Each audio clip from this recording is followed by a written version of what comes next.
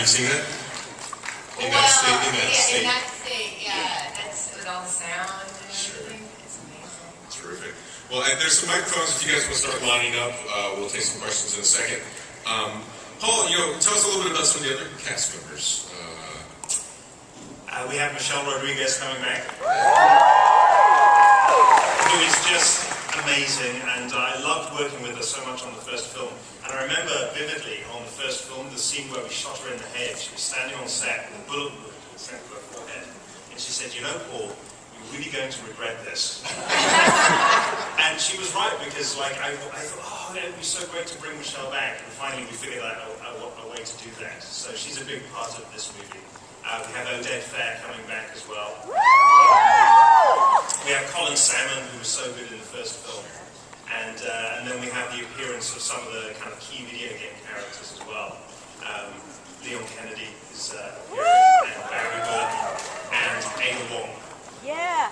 Michelle Valentine. She's back, yes. Okay, hey there, you have a question? Yeah. Are you, sir? You've got something. It's what I'll live here. Oh. Ultimate Inferior, that's what it was. In the clip, it clearly showcases that you, Milla, are a badass. And I follow you on Twitter, and you always put videos of everything you're doing. I want to know, how is it, how do you feel just kicking a zombie in his face? How do you feel shooting a zombie in his head? It's horrible. It's awesome. I feel horrible about it. No, because 3D has changed everything in that sense. When we started this franchise, 10 years ago,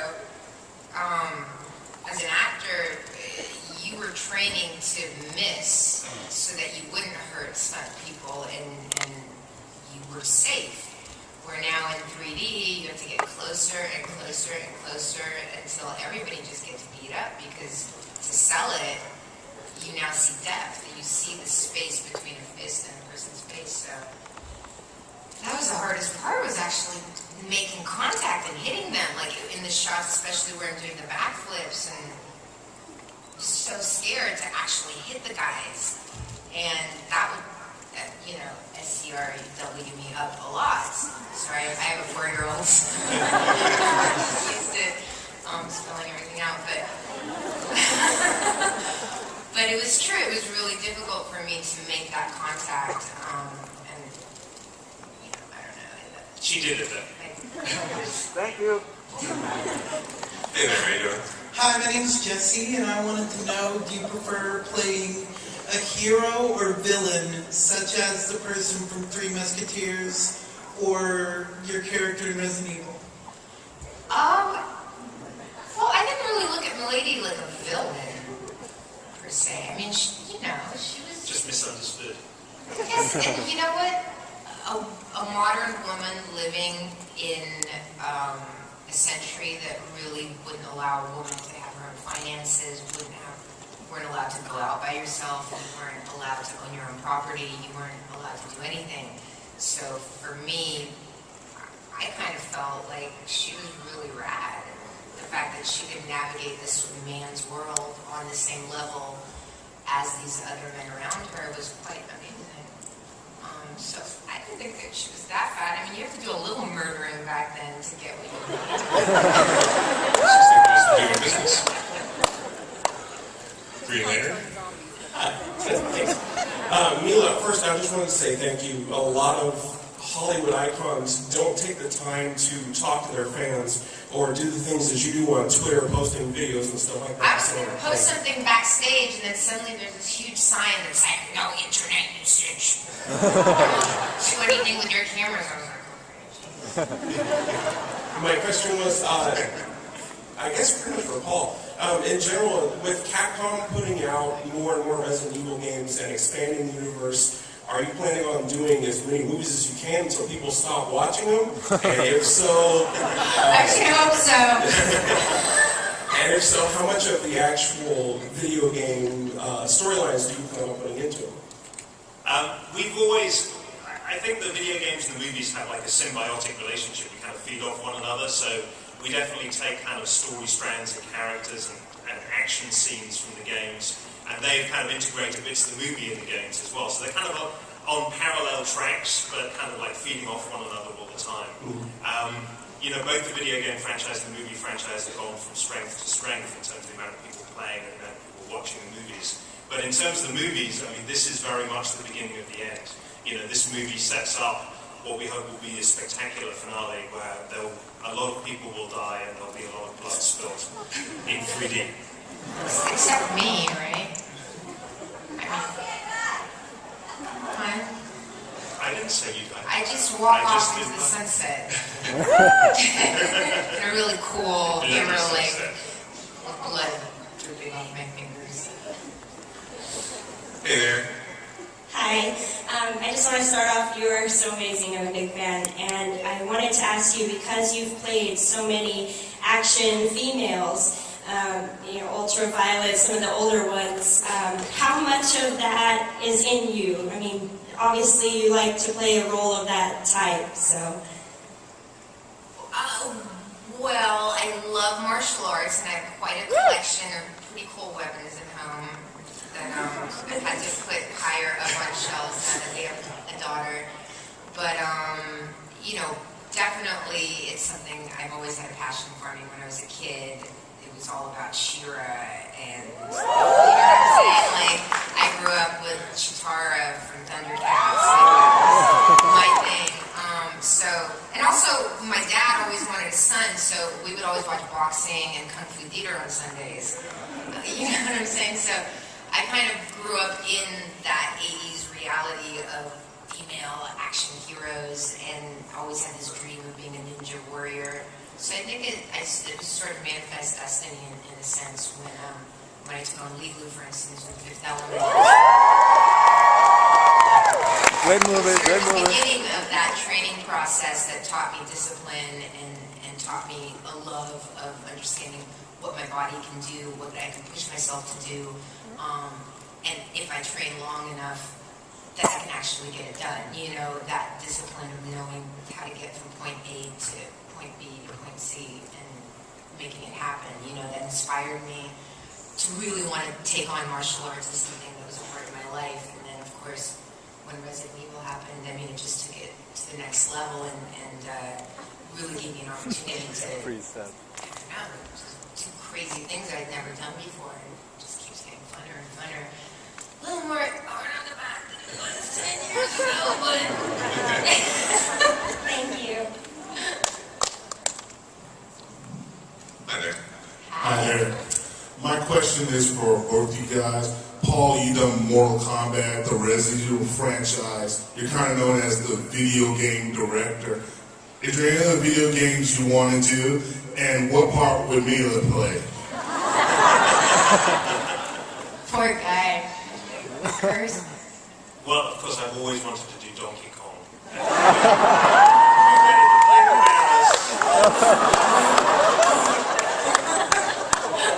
Listen, I look great in a monkey suit. I did a really great shoot with this photographer where I wore that gorilla mask.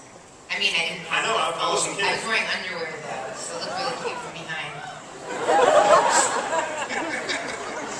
You're like the hot Donkey Kong's younger sister. How about Frogger? Yes, maybe. Maybe. Zelda?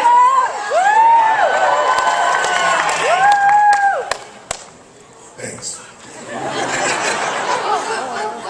What would you want to do, baby?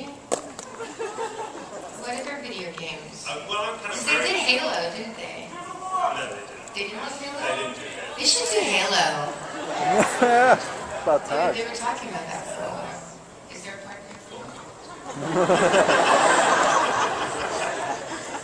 Hey there. Yeah, how you guys doing? Good, how are you? Alright, my question is, how does it feel? Oh, how are you? I'm good, how are you? Let's do that one more time. How are you guys doing? Good, how are you? Fine. I love you. Okay, next question. Alright, question is, how does it feel after like knowing playing all the role in all the Resident Evils? Like just looking back now, like the movies you've done. How does it feel? Yeah. You know, to be honest with you, people, I don't know, I think Paul thought I was crazy, and Nib and Howie, our editor, thought I was definitely crazy, but when I saw, we were working 16, 18-hour days, and that was me. You were working more than that on this last movie, and I mean, you put in those hours, but we'd been working nights, and, you know, having a child at home, blah, blah, blah, and we got home at, I don't know, 6, 7 a.m., and I couldn't sleep because I was all wound up still from work, and so I wanted to make some phone calls. Didn't want to disturb Paul, so I went downstairs to the lobby, and Niven comes in. Oh no, he's leaving to go to the editing room and start working, and he said, oh, I have a little assembly that I did. He's like, 2 minutes, do you want to see it? And I was like, yeah. And I put the headphones on, and I'm watching it, and it was some parts from this, but it was a bit more of like a trailer. And I just started weeping. I mean, if you guys follow me on Twitter, like, I wrote about it. I was like, I was just weeping, and it was so emotional for me. But it's true. I literally started crying watching it because there was so much that I remember from the first movie to now, and the characters, and seeing Jill again, and seeing, Rain again, and Carlos, and it was just overwhelming.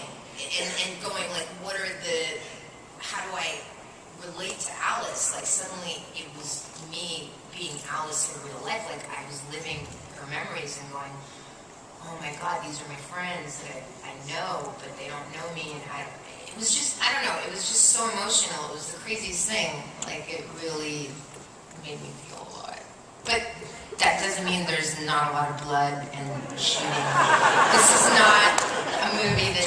Yeah, don't worry, you're not going to cry. But it's just on a personal level, after 10 years of this, I was like, oh my God, they're doing it again. What can these people go through? It's just too much. Thank you. Thank you. We have time for 2 more questions. I'll try and speak fast. This question is for Paul, since Milla already said the difference between 2D and 3D. Was it harder for you being the second movie in 3D as a writer and director, or was it easier? Well, we've made 3 movies now in 3D, and all with the same crew. So I think, we definitely have one of the most experienced 3D crews in the world at this point. Which was great because it means we can stop worrying about 3D and how new it was and how to do it, because everyone knows now in our crew. So we could kind of concentrate on really trying to push the boundaries of 3D. And for this film, my director of photography, in pre-production, he came up to me and he said, Paul, I'm just tired of hearing you complain about not being able to do things with these 3D rigs. So what I'm going to do is I'm going to build you a 3D rig that's specifically for you, so you can do all of the crazy camera moves that you want to do and you feel like you can't do with 3D. So he built new rigs. We had a factory, they made the rigs, so custom built for this movie. So, I mean, I guarantee you the 3D experience of this film will be above and beyond anything else we can see 3D this year, because it's all custom made and we put a huge amount of effort into it.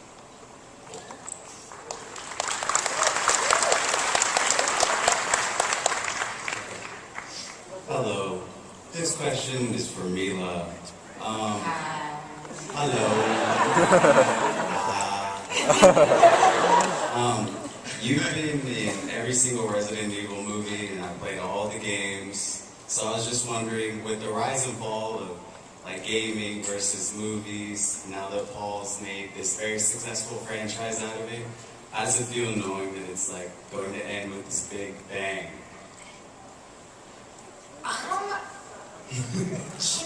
We don't even know if we're going to make another one. So I'd say, it's one of those things where it's great conceptually to think about, this big ending and all that stuff. But what I love about this franchise more than anything is the honesty that goes into it.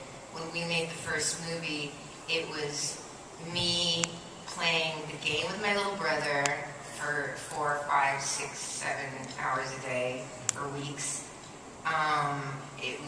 hearing about Paul making the movie and going, oh my god, my brother would die if I was the chick from Resident Evil. It was Michelle Rodriguez coming in, as everybody knows, she's like huge gamers on crazy forums, worldwide gaming things for, what's that arm movies? You know, whatever, Call of Duty or whatever, like she's on this crazy forum. That was the biggest challenge we had on the movie, was to trying to get Michelle off offline. Call of Duty and onto the set. To get the joysticks out of her hand so we could put a real heavy machine gun in her hand. So, come on, Michelle, this must be better. She's like, no, man, I'm about to beat this Belgian dude. But I mean, there was always this real passion for the games. That's how it started out. You know, nobody did it for the money. No, I mean, we were like a tiny European action horror flick, and everybody did it because we really loved it and believed in it. And I think, you know, it's not like Resident Evil is a movie that you know comes out on this date every year. It's like it could be 2 years, it could be 3 years.